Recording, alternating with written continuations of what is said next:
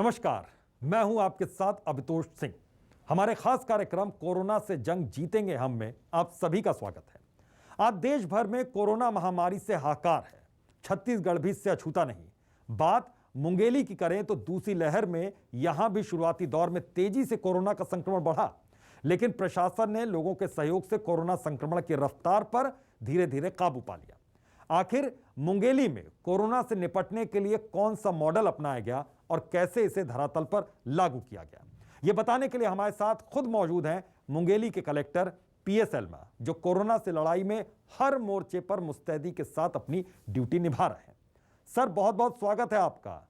और आपसे समझना चाहेंगे क्या है वो मुंगेली मॉडल जिसकी हर जगह चर्चा हो रही है, तारीफ हो रही है। नमस्कार अभितोष सिंह। हमने मुंगेली में तो टेस्टिंग हमने बढ़ाया है जी। टेस्टिंग में पॉजिटिव आए उसके लिए जी हमने सबसे ज्यादा हमारे जो ग्रामीण एरिया है, क्योंकि हमने जैसे ही टेस्टिंग बढ़ाने के बाद हमारे जिले में करीब 735 ग्राम है, 370 ग्राम पंचायत है, उसको हम लोगों ने पॉजिटिविटी रेट के आधार पे उसको डिवाइडेड किया। जहां पर 0 था पॉजिटिविटी, वहां पर हमने उसको सामान्य में रखा, A grade, B grade, C grade और डी ग्रेड।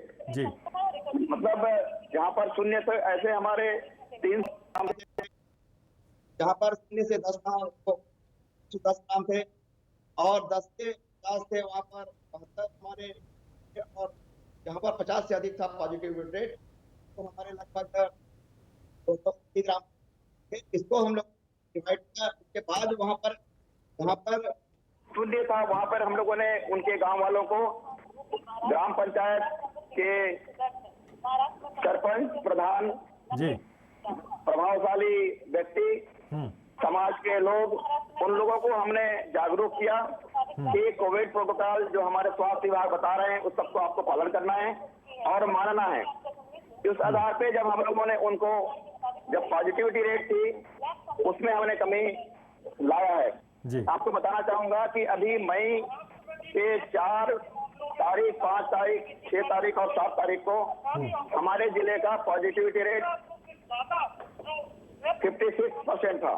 जी। और उसको जब ये हम लोगों ने पूरे ग्राम पंचायत को डिवाइड किया और उस पर कार्य योजना बनाया और वहाँ के सरपंच, गांव वालों सबको हमने लेके कोविड पॉजिटिविटी के रेट के बारे में पूरी बताई उनको। तो उसके बाद हमने आज के तारीख में हमारा जो जिले का पॉजिटिविटी रेट है वो लगभग 10 से 11% है और जो मृत्यु का दर है वो भी हमने काफी 0.8% पे लेके आया है। तो मैं इसमें मानता हूँ कि केवल हमने गांव वालों पे जो कोविड बिहेवियर है इस पे ध्यान दिया और गांव में जो हमारे गांव प्रमुख थे उनको मोटिवेट करने के बाद डोर टू डोर आशा बहनें और पंचायती राज में जितने भी हमारे मैदानी अमला है इनको हमने सबको लगाया और आज की तारीख में हमारी जो पॉजिटिव रेट है वो सबसे कम हो गई है और निरंतर हमने इसमें लगे हुए हैं। बिल्कुल बिल्कुल सर, एक बहुत मुश्किल हालात से आप निकाल कर लाए अपने जिले को, अपने क्षेत्र को। सर, बड़ी चुनौतियां कहाँ रही? किस किस मोर्चे पर आपको बड़ी चुनौतियों का सामना करना पड़ा? सबसे बड़ी चुनौती हमारी ये थी कि जब हम टेस्टिंग कराने के लिए गांव में जाते थे, जिनको सर्दी खांसी बुखार है जी, गांव वाले बिल्कुल मानते नहीं थे कि हमको टेस्ट कराना है। हाँ। हम उनको समझाई देते थे बार बार। हम लोगों ने सारे ग्राम प्रधानों के साथ गूगल भी प्रतिदिन हम करते रहे और उनसे बात करते रहे। जहां जहां पर जिन जिन गांव में पॉजिटिविटी रेट थी वहां पर टेस्टिंग नहीं कराए उन लोगों को हमने केवल सर्दी खांसी और बुखार के आधार पर उनको कोविड जो 19 है उसकी हमने पैकेट बना के, सभी हमारे मितानिन हैं वहां पर हमने 50-50 पैकेट रखा हुआ है अभी। और जहां जहां पर ये इस तरह की सर्दी खांसी और बुखार के सिम्टम आया करते थे, जो पॉजिटिव जो टेस्ट भी नहीं कराते थे, उन लोगों को हमने देना शुरू किया और फिर वो आसानी से वो कवर हो गए और उनको ज्यादा हमको दिक्कत नहीं हुई। जी, यानी कि गांव के लेवल पर ज्यादा मुश्किलें आई, क्योंकि बहुत सी ऐसी जगह पर हैं जहां बड़ी चुनौती है कि गांव के लोगों को समझाना और शहर में ये इतनी मुश्किल नहीं आती है, तो किस तरीके से सर जागरूकता अभियान आपने चलाया, तो किस तरीके से उनको समझाने की एक जो प्रोसेस था वो क्या था, कैसे उस प्रोसेस को अपनाया गया? तो बता दें कि मुंगेली के कलेक्टर लगातार हमारे साथ जुड़े हुए हैं, पीएस एल्मा जी, जो कि बता रहे हैं कि किस तरीके से ग्राम प्रधानों से उन्होंने बातचीत की, उन्हें जागरूक किया, ग्राम पंचायतों से किस तरीके से वो जुड़े और वहां पर जागरूक किया। पीएस एल्मा जी, माफ कीजिएगा, तकनीकी खामी की वजह से फोन कट गया था।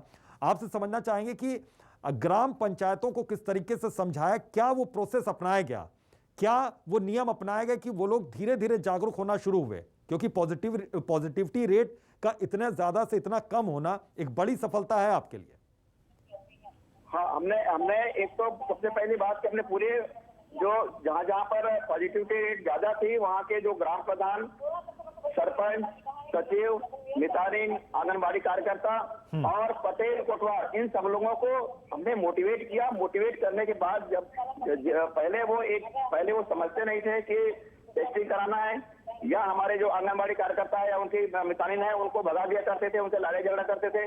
तो वो जब हम लोगों ने उनको बार बार हमने समझाइश दिया तो उन्होंने समझने लगे और उसके बाद हमको आसान हुई, और इस प्रकार से हम लोगों ने उसमें आसानी से जो पॉजिटिविटी रेट थी उसको कम करने में सफल हुए हम लोगों ने। दूसरी बात मैं बताना चाहूंगा कि मतलब हम लोगों ने जो दवाइयां वगैरह दी हैं वो प्रत्येक वार्ड में, प्रत्येक गाँव में हम लोग मितानिनों के पास जो दवाइयां दी हैं उनसे भी वो लोग कवर हुए और हमको करना उनको नहीं पड़ा, और इससे बिल्कुल यानी कि बहुत बड़ी चुनौती वहां पर थी कि सबसे पहले टेस्टिंग करवाना, और उसके बाद दूसरी चुनौती थी कि मेडिसिन किस तरीके से, दवाइयां किस तरीके से गांव के लोगों को दिया जाए, क्योंकि ये एक बड़ी सफलता है। अगर आपने सही लोगों को सही जगह दवाइयां पहुंचवा दी, तो कैसे ग्राम प्रधानों का पूरा सहयोग रहा आपको सर? तो ग्राम पंचायतें थी, उनका पूरा सहयोग रहा या शुरू में थोड़ा सा सहयोग रहा उनकी ओर से? नहीं, पहले प्रारंभ में असहयोग थी, किंतु जब उनको हम लोगों ने समझाइश दिया, गांव में होता क्या है कि जो प्रभावशाली व्यक्ति होता है या फिर धार्मिक एक गुरु जैसे लोग होते हैं, या फिर जो समाज का प्रमुख लोग होते हैं जिनका बातें गांव के सभी लोग मानते हैं, तो उनको हमने पहले मोटिवेट किया और उसके बाद भी फिर उन्होंने गाँव वालों को मोटिवेट किया। इस तरह हमने कोरोना के टेस्टिंग में भी, दवाई खाने के लिए भी और टीकाकरण में भी हमने काफी सफलता प्राप्त की है। बिल्कुल सर, वैसे तो जो जिले के कलेक्टर होते हैं उनका दिन रात का काम होता है, 24 घंटे का, लेकिन कोरोना के काल में किस तरीके से आपका काम बढ़ा और दूसरे प्रशासनिक अधिकारियों का, कर्मचारियों का काम बढ़ा, और किस तरीके से आप लोगों ने मैनेज किया निजी तौर पर भी? हम लोगों ने पूरे हमारे अमला है, चाहे वो हेल्थ डिपार्टमेंट का हो, पंचायत राज का है और आंगनबाड़ी कार्यकर्ता हैं, एग्रीकल्चर डिपार्टमेंट के हैं, फॉरेस्ट के हैं, क्योंकि हमारे जिला कुछ एरिया फॉरेस्ट भी आती है।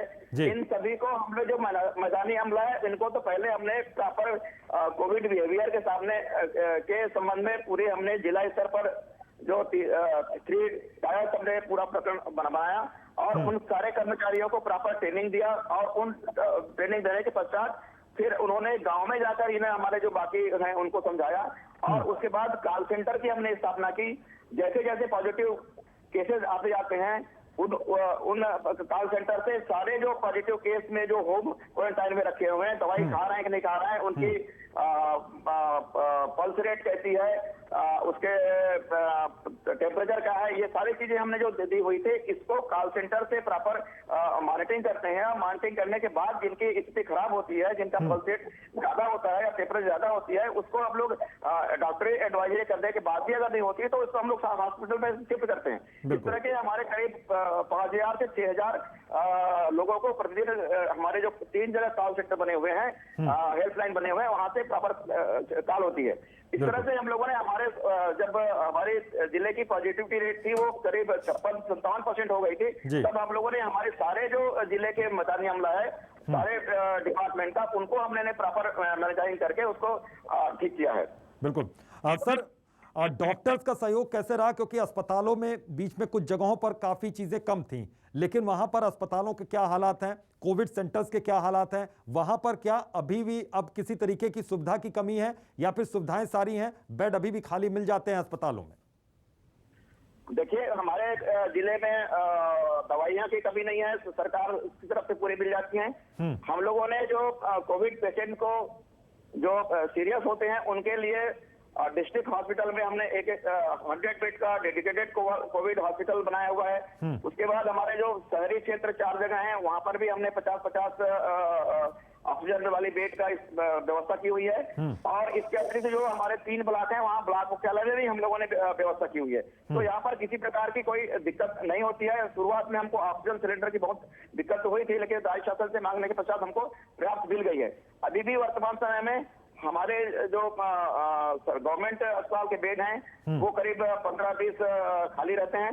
इसके अतिरिक्त हमने जो जिले के प्राइवेट हॉस्पिटल्स हैं 5 जगह हैं, उनको हमने रिक्वेस्ट करके वहां पर भी इलाज की सारी व्यवस्था की है। और वहां पर भी किसी प्रकार की कोई दिक्कत नहीं है। जो चाहते हैं जो आम जनता है कि हम प्राइवेट अस्पताल में इलाज करेंगे, तो वहां पर भी उनकी सुविधाएं हैं। और प्रॉपर जब उनकी इलाज होती है उसके हम लोग ऑडिट भी करते हैं कि कहीं पर आम जनता को अधिक राशि तो नहीं ली जा रही है, या फिर जो जब डेथ होती है तो किस तरह का ये डेथ मृत्यु कैसे हुई, या इसका कारण क्या थे, अस्पताल में पहुंचने समय पे नहीं पहुंचने के कारण हुआ था, या इन्होंने समय पर अपना जो सर्दी खांसी बुखार या जो बीमार हुई ये बताया नहीं है, किस तरह की हुआ, इसका भी हम डेथ का ऑडिट करते हैं ताकि फ्यूचर में इस तरह का न हो और उसमें हम अपना अच्छे से काम कर सकें। बिल्कुल सर, शिकायतें भी किसी तरीके की आई क्या लोगों की तरफ से इस कोविड के समय में? क्योंकि शिकायतें बहुत से तरीके की होती है कि किसी अस्पताल ने ज्यादा वसूली कर ली, किसी ने ज्यादा फीस ले ली, कोई ज्यादा पैसे मांग रहा है, कोई ऑक्सीजन के बदले ज्यादा पैसे मांग रहा है। इस तरह की शिकायतों से क्या रूबरू हुए आप?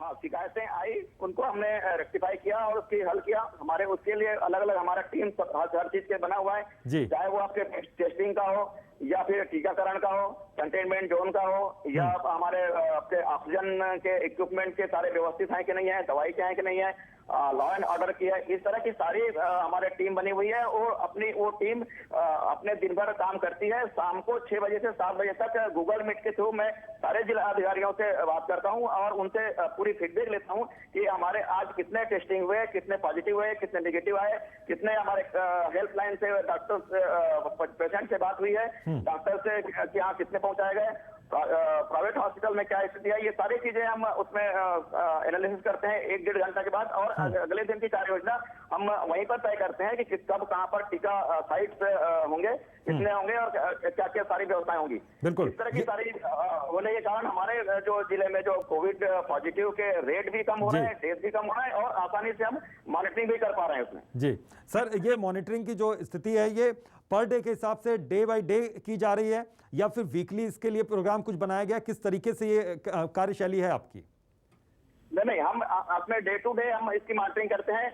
मैंने आपको जैसे बताया कि हम शाम को 6 बजे से लेकर 7-7:30 बजे तक हम पूरी हमारे डिस्ट्रिक्ट जो इंचार्ज हैं उनसे हम गूगल मीट से करीब 70-75 लोग हैं, उनसे गूगल मीट से हम बात करते हैं। और जो पूरी हमारी जो कोविड के बिंदु हैं, टेस्टिंग से लेकर पॉजिटिविटी, डेथ रेट, ऑक्सीजन की व्यवस्था, ऑक्सीजन के इक्विपमेंट वगैरह क्या है, प्राइवेट डॉक्टर्स क्या है, कंटेनमेंट जोन है, होम क्वारंटाइन है, हेल्पलाइन है, इन सारी चीजों की हम समीक्षा करते हैं। उसके लिए सब हमने अलग अलग इंचार्ज बना के रखा है, वो अपनी बातें रखते हैं और देन उसके बाद हम उसमें क्विक डिसीजन देते हैं कि अगले दिन को आपको क्या काम करना है जी। तो इस तरह से हम पूरी कंट्रोल हो जाती है और हमको कभी वर्तमान में कहीं किसी प्रकार की दिक्कत नहीं है और हम उसमें हमें लगता है कि हम जल्दी से इसमें कोरोना से निजात पा लेंगे। दूसरी बात ये बताना चाहता हूँ कि अभी ये मानना है कि 3rd वेव आने वाली है और ये बच्चों पर प्रभावित ज्यादा करेगा। तो इसके लिए हमने हमारे जो जितने भी कोविड सेंटर हैं, डेडिकेटेड कोविड हॉस्पिटल हमने बना रखा है, वहां पर 30-30 बेड 20-20 बेड का हमने उनके जो बच्चों के लिए चाइल्ड वार्ड की व्यवस्था कर रखी है। उसके लिए अलग से हमने राज्य शासन को इक्विपमेंट के लिए और दवाइयों के लिए हमने मांग पत्र भेजा है, HR की व्यवस्था की है ताकि फ्यूचर में इस तरह की कभी ये घटनाएं हो सकती हैं या फिर 3rd वेव आएगी तो उसके लिए हम आसानी से तैयार रहें और उसमें आसानी से हम उससे निजात पा सकें। बिल्कुल, 3rd वेव के लिए भी आपने तैयारी कर रखी है। सर, एक चीज और कि लॉकडाउन की स्थिति बहुत सी जगहों पर थी तो रोजी रोटी की समस्या बहुत लोगों के सामने पेश आई, तो ऐसे भी बहुत से लोग होंगे आपके भी जिले में, आपके भी जगह इलाके में कि उनके लिए हर रोज का खाना इकट्ठा कर पाना बड़ा नामुमकिन सा हो जाता है, तो उनके लिए किस तरीके की व्यवस्था प्रशासन की ओर से की गई?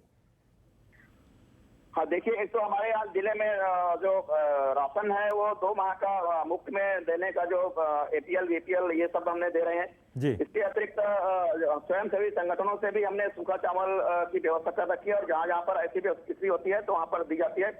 तीसरी व्यवस्था यह है कि हमारे राज्य में सभी ग्राम पंचायतों में 2-2 क्विंटल चावल पहले से ही रखा हुआ होता है। अगर यहाँ पर वहाँ पर किसी प्रकार कोई दिक्कत होती है सरपंच वहीं से अपने उनकी व्यवस्था करते हैं। इसके बाद भी कहीं पर दिक्कतें होती है तो हम लोगों ने जो NGOs हैं या बाकी को भी गर्म भोजन की व्यवस्था कर रखा है और किसी प्रकार की वहाँ पर कोई दिक्कत नहीं हो रही है। दूसरी बात ये बताना चाहूंगा कि हम लोगों ने जो मनरेगा काम है जी, जहाँ जहाँ पर पॉजिटिविटी रेट बहुत कम है उनको सोशल डिस्टेंसिंग का कोविड बिहेवियर का पालन करते हुए हमने नरेगा का काम पूरा चालू रखा हुआ है।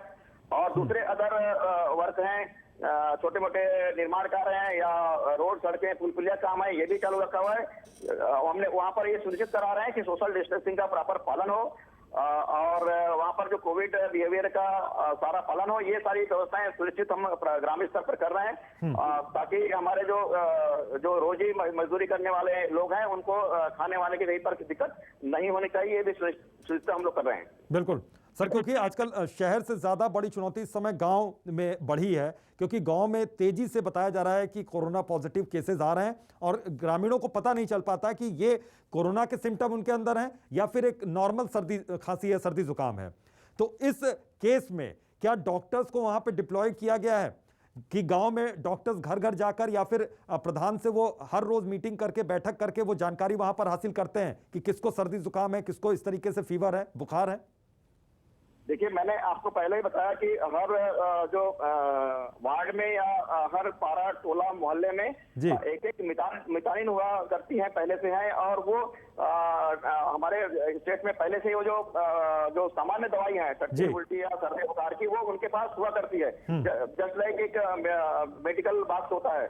तो उस बात में हम लोगों ने कोविड का भी 50-50 किट हमने उसमें कोविड की पूरी पर्चियां लगा के कब कौन सी दवाई खाना है, कब आपका टेम्परेचर लेना है, कब पल्सीमीटर में नापना है, कितना टेम्परेचर लेना है, ये सारे चार्ट बना के हम लोग दिया हुआ है जी। और हमारे RHO है, रूरल हेल्थ ऑर्गेनाइजर है, वहां पर भी पूरा प्रॉपर वो मेंटेन करते रहते हैं।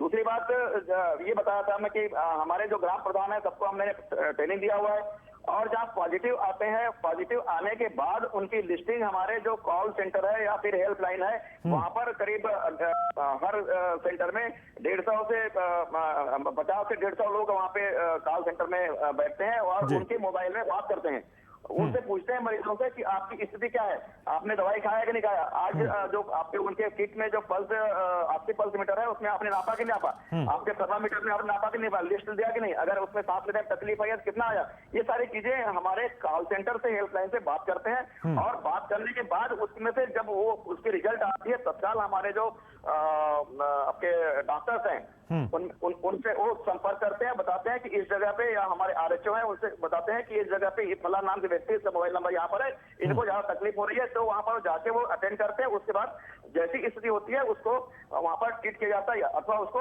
हॉस्पिटल लेके आते हैं। तो ये सारी व्यवस्था है, तो इसमें हमको और इन्हीं सब कारणों से हमने अपने जिले में कम पाया है। दूसरी बताना चाहता हूँ कि मैं जब ये स्टार्टिंग में बढ़ा के हूँ क्योंकि स्टार्टिंग में शादी विवाह में हमारे जिले के कुछ लोगों ने अन्य जिले में गए या फिर हमारे जिले में जो मजदूर है काम करने गए थे अदर स्टेट में वहां से वापस लौट के आए, तो इन लोगों को से ये ट्रांसमिशन हुआ, संक्रमण हुआ और इसके बाद धीरे धीरे जब वहां पर सर्दी बुखार काफी बढ़ने लगा और हमने जब टेस्टिंग कराई और उसमें हमको पता चला, फिर हमने अवेयरनेस पूरा कैंप लगाने के बाद अवेयरनेस कराने के बाद उन लोगों को जन जागरूकता आई और उसके बाद फिर उन लोगों ने जब टेस्ट भी कराया और टेस्ट भी नहीं कराया सर्दी खांसी बुखार जिसको था तो भी उन्होंने मितानिन ने कोविड पॉजिटिव का दवाई दिया और वो 4 से 5 दिन कोर्स करने के बाद वो ठीक हो गया। तो इस प्रकार से पॉजिटिविटी कम हुई और हमने पूरा लॉकडाउन का पालन करवा रहे हैं। अगर कोई मास्क लगा के नहीं जाता है या फिर सार्वजनिक प्लेस में अनावश्यक घूमते रहता है या अन्य जिले से जो हमारे जिले में आते हैं पूरी सील किया हुआ है उसमें जब तक कड़ी जांच पड़ताल नहीं होती है तब तक हम नहीं देते हैं। दूसरी, शादी विवाह में केवल हम 5-5 का ही अनुमति दे रखा है कि 5 वर पक्ष से होंगे, 5 वधु पक्ष से होंगे और सोशल डिस्टेंसिंग का पालन करते हुए आप शादी संपन्न कराएंगे। उनसे हमने शपथ पत्र ले रखा है कि अगर कहीं पर इसका आपने पालन नहीं किया जी तो आपको फाइन भी करेंगे और ज्यादा होगा हम जेल भेजेंगे आपको। तो इस प्रकार से कड़ाई किया हुआ है, तो आम जनता उसको मानने लगी है।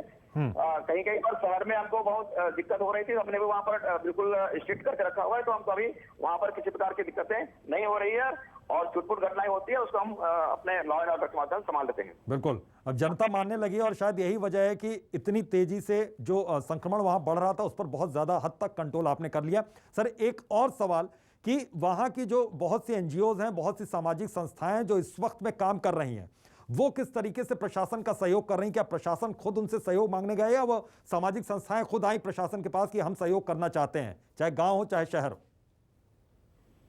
हमारे यहाँ पर जो एनजीओ है या सामाजिक संस्थाएं हैं, संगठन है, उन लोगों ने खुद से आके उनकी जैसी ऐसी थी उन्होंने हमको सहयोग किया है। कुछ लोगों ने सूखा राशन वितरण किया है, कुछ लोगों ने गर्म भोजन का भी वितरण किया है। इसके साथ साथ आपका सैनिटाइजर है, मास्क है और वॉलेंटियर का भी काम किया है। और इसके साथ बड़ी जो पैमाने पे भी हमको जैसे ऑक्सीजन कॉन्सेंट्रेटर है, ऑक्सीजन सिलेंडर है, इस तरह की चीजें भी उन्होंने हमको अवेलेबल कराया है। किसी ने 10 दिया है, किसी ने 20 दिया है, इस तरह का। और हमारे कुछ एसोसिएशन वगैरह होते हैं जैसे माइनिंग के हैं या राइस मिलर्स हैं, उन लोगों ने भी हमको नगद में पैसा दिया है। मुख्यमंत्री सहायता कोष में हमने उसको लिया है और उसके माध्यम से उन्होंने जो भी चाहा था वो हमने उसको खरीद के हमारे हॉस्पिटल में उसको प्रोवाइड करवाया है। तो मैं बताना चाहता हूँ कि हमारे जिले में भी जो सामाजिक संगठन है या अन्य लोग हैं वो आके उन्होंने आगे बढ़ चढ़ के भाग दिया और हमको साथ दिया है। जी, यानी कि अब ये कहा जा सकता है कि अब बड़े स्मूथ तरीके से वहां पर काम हो रहा है और तीसरी लहर के लिए भी तैयारी आपकी पूरी है। जी,